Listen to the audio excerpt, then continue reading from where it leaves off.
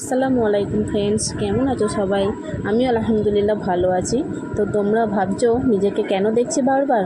তো আজকে একটু রেডি হচ্ছিলাম, আমার ননদ, ভাগ্নি, শাশুড়ি, দুই মেয়েকে নিয়ে একটু বাইরে যাব। ওলা বুক করেছিলাম, ওলা করে যাচ্ছি আমরা। তো সঙ্গে কোনো ছেলে নেই, মানে যে যার কাজে গেছে ছেলেরা, আমরা মেয়েরাই বেরিয়ে পড়েছি। ননদটা রোজ রোজ আসবে না, তাই এসেছে যখন একটু ঘোরাঘুরি করি। তো যেখানে আমরা নামলাম, নেমে দেখছি কত সুন্দর সুন্দর সব দোকান, মানে জিনিসের দোকান, কত সুন্দর লাইটিং করেছে। তো আমরা ভাবলাম কিছু এখানে কেনাকাটা করি।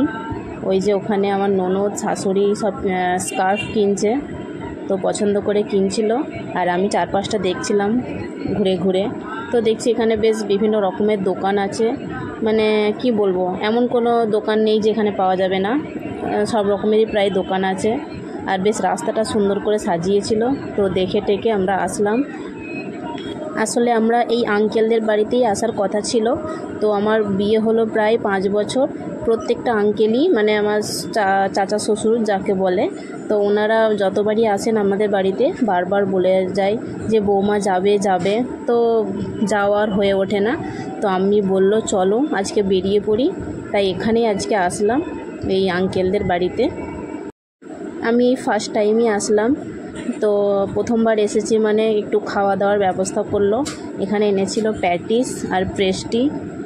তো খাওয়া দাওয়া করে বাড়ি চলে আসলাম।